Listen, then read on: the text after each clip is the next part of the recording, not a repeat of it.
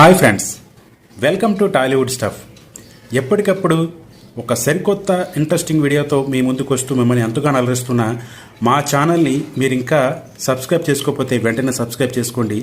అలాగే వీడియో చివరి వరకు చూసి లైక్ చేసి షేర్ చేసి కమెంట్ చేయండి. Hi friends, welcome to Tollywood stuff. జీవితమే ఒక పెద్ద కామెడీ, అది చేసే హాస్యానికి మించిన హాస్యం మరొకటి లేదు అంటూ రేలంగి గారు చెబుతూ ఉంటారు. ఒక సాధారణ దిగువ మధ్యతరగతి కుటుంబం నుండి వచ్చి కోట్ల ఆస్తికి అధిపతి అయ్యి అటు నుండి మళ్ళీ పాతాళానికి పడిపోయి చివరి రోజుల్లో ఈయన ఎలాంటి దుస్థితి అనుభవించారో ఈ వీడియో ద్వారా తెలుసుకొని ఒక్కసారి స్మరించుకుందాం. ఫ్రెండ్స్, మీరు కనుక మా ఛానల్కి ఫస్ట్ టైం వచ్చినట్లయితే ఒకసారి ఛానల్ విజిట్ చేయండి. ఇలాంటి మరిన్ని ఇంట్రెస్టింగ్ వీడియోస్ ఛానల్ ప్లేలిస్ట్లో ఉన్నాయి, అక్కడి నుంచి చూడగలరు. అలాగే వీడియో కింద డిస్క్రిప్షన్లో కూడా వీడియో లింక్స్ ఇవ్వడం జరిగింది, అక్కడి నుంచి కూడా చూడగలరు. చదువు లేకపోయినా జీవితం అనే పాఠశాలలో ఎన్నో పుస్తకాలని చదివేశారు రేలంగి గారు. సినిమాల పిచ్చితో పగలు రాత్రులు స్టూడియోల చుట్టూ తిరుగుతూ చివరికి సినిమా తండ్రి అని పిలువబడే సి పుల్లయ్య గారి వద్ద చేరి అక్కడి నుండి ఒక్కో మెట్టు ఎక్కుతూ ఎన్టీఆర్, ఏఎన్ఆర్ల వంటి అగ్ర కథానాయకుల చిత్రాల్లో మెయిన్ కమెడియన్గా మారిపోయారు. రెండు పూటలా పస్తులతో ఏదైనా షూటింగ్ ఉంటే బాగున్ను, కడుపు నిండా తినొచ్చు అన్న స్థాయి నుండి వందల మందికి రోజు కడుపు నింపే స్థాయికి చేరారు ఈ దానశీలి. రేలంగి గారు సినిమాల్లో అగ్ర కమెడియన్గా ఉన్న రోజుల్లో హీరోలకి ఉన్నంత డిమాండ్ ఇతనికి ఉండేది. ఒకానొక టైంలో అయితే హీరోలకి మించే ఈయన డిమాండ్ చేస్తూ ఉండేవారు. కానీ ఆయన ఎప్పుడూ అలా ప్రవర్తించలేదు.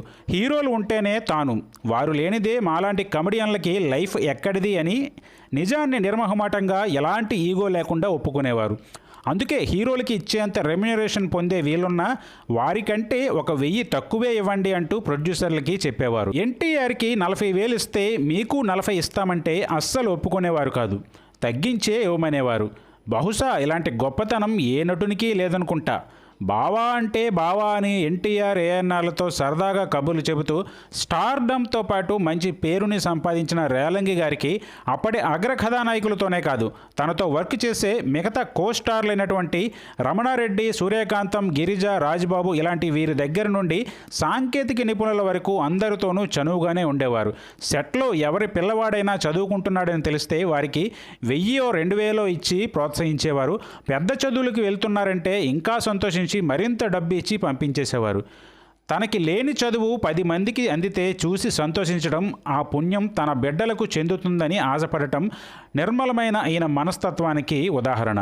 సినిమా ఇండస్ట్రీతో పాటు తాను మద్రాసులోనే ఉండాల్సి వచ్చేది కాబట్టి తన సొంత ఊరు తూర్పుగోదావరి జిల్లా రావులపాడు గ్రామ సమీపంలో 90 ఎకరాల పంట భూమిని కొని అక్కడి ప్రజలకి డబ్బులు తీసుకోకుండా కౌలుకిచ్చి కేవలం ధాన్యాన్ని బియ్యంగా ఆడించి మద్రాసులోని తన నివాస స్థలానికి పంపమనేవారు. అలా వచ్చిన బియ్యంతోనే నిత్యం అనేక మందికి ఆకలి తీర్చేవారు రేలంగి. అయితే ఇతని మంచితనాన్ని ఆ కౌలుదారులు వంచడంతో విసిగెత్తిపోయి సర్లే ఏదో బ్రతుకుతున్నారులే పోనీలే అని చెప్పి చివరికి ఆ భూమిని అంతటిని వారి పేరునే రాసేశారు. అలాంటి అపర దానగుణం మన రేలంగి గారి సొంతం. వయస్సులో ఉన్నప్పుడు భారీ దేహంతో హుందాగా కనిపించిన ఇతను వయసు పైబడుతున్న కొద్దీ ఆ భారీ దేహమే ఇతనికి కష్టాలు పాలు చేసింది. 1910లో పుట్టిన రేలంగి గారు 50కి వచ్చేసరికి కమెడియన్గా మంచి పేరు సంపాదించారు. అప్పటి నుండి దాదాపు 2 దశాబ్దాలు 1970 వరకు కూడా ఎడతెరిపి లేకుండా సినిమాలు చేసి లక్షల ఆస్తులు, కోట్ల విలువలు చేసే భూములు సంపాదించారు. అందులో ఒకటి వాహిని స్టూడియోని ఆనుకొని ఉన్న విజయ గార్డెన్స్. అయితే ఆ భూమి ఇప్పుడు లీజుకి ఇవ్వడంతో తరాలు మారటం వలన అవతల వారు దీనిని వదులుకోవడానికి ఇష్టపడకపోవడంతో ఇది కోర్టు కేసులో నడుస్తుంది. రేలంగి గారు సంపాదించి కట్టుకున్న పెద్ద భవనం మద్రాసులో శివాజీ గణేశన్ తర్వాత యావత్ సౌత్ రాష్ట్రాల్లోనే అతిపెద్ద ఖరీదైన ఇల్లుగా ఉండేది. అంతటి భవంతిలో నిత్యం అన్నదానాలు జరిపిస్తూనే ఉండేవారు రేలంగి. అయితే రేలంగి గారి తర్వాత ఇల్లు కూడా అమ్ముకోవాల్సి వచ్చిందంటే కారణం రేలంగి గారికి ఉన్న మంచి పేరే. ఆయన మాకు బాకీ ఉన్నారంటూ ఉన్నవాళ్ళు లేనివాళ్ళు చుట్టుముట్టడంతో తండ్రికి చెడ్డ పేరు రాకూడదన్న కారణంతో రేలంగి రాముడుగా, అంటే తండ్రి మాట జమదాటిని కుమారుడుగా పిలువబడే రేలంగి గారి కుమారుడు సత్యనారాయణ బాబు ఆ ఆస్తుల్ని అమ్మి అంతా చక్కబెట్టాల్సి వచ్చింది. ఇక రేలంగి గారి చివరి రోజుల్లో కూడా ఆస్తి మొత్తం కరిగిపోతూ రావడానికి కారణం నిజంగా ఆయన మంచితనం, మెతకతనం అనే చెప్పాలి. అయితే ఇప్పటికీ ఈయనకున్న ఆస్తి అంటే తన అత్తగారి ఊరు సొంత ఊరులా భావించే తాడేపల్లిగూడెంలోని రేలంగి థియేటర్ ఒక్కటే. సినిమాల్లోని పీక్ స్టేజ్లో ఉన్నప్పుడు కొడుకు పేరిట ఒక 70 సెంట్లు భూమి కొని తాడేపల్లిగూడెంలో ఒక సినిమా హాల్ కట్టించారు. దాని పేరే రేలంగి చిత్రమందిర్గా ఉండేది. ప్రస్తుతం అది షాపింగ్ మాల్గా, మల్టీప్లెక్స్గా మారింది. ఇలా ఎన్టీఆర్, ఏఎన్ఆర్లతో సమంగా సంపాదించిన రేలంగి గారు చివరికి మిగిల్చుకుంది ఆ ఒక్క ఆస్తి అంటే ఎవరైనా ముక్కున వేలేసుకోవాల్సిందే. 1970కి వచ్చేసరికి రేలంగి గారి ఆరోగ్యం పాడవుతూ వచ్చింది. భారీ దేహం కాస్త మరింత భారీగా పెరిగి అతడిని నడవలేని స్థితికి తీసుకొచ్చింది. 2-3 అసిస్టెంట్లు ఉంటేనే కానీ ఇతను లేచి వెళ్ళి షూటింగ్లు చేసుకోలేని పరిస్థితి. అయితే ఎందుకీ కర్మ ఇంత ఇబ్బంది పడుతూ ఎందుకు నటించడంలే అని చివరి రోజుల్లో తన సొంత ఊరు తాడేపల్లిగూడెం వచ్చేశారు రేలంగి వెంకటరామయ్య గారు. తినటానికి తిండి లేక నీళ్లతో కడుపు నింపుకున్న నిండుకుండ దశ నుండి సంపాదించాల్సిందంతా సంపాదించాక తింటే అరిగించుకోలేని దుస్థితికి వచ్చేశారు. ఇదే విషయం పలుమార్లు చెప్పుకుంటూ ఉండేవారు. రాళ్ళు తిన్నా అరిగించుకోగల రోజుల్లో తిండి లేదు, రత్నాలు సంపాదించాక తిందామన్నా పట్టెడు మరమరాలు కూడా అరిగించుకోలేకపోతున్నా అంటూ. నిజమే, కాలం ఏ ఒక్కరి విషయంలోనూ జాలిపడదు, దాని పని అది చేసుకుంటూ వెళ్ళిపోతుంది. అలా విధి ఆడిన నాటకంలో రేలంగి గారి పాత్ర కమెడియన్ దారి నుండి ట్రాజిడీగా మారిపోయింది. 1975 ఆయన జీవితపు చివరి సంవత్సరం రేలంగి గారిని మరింతగా బాధపెట్టింది.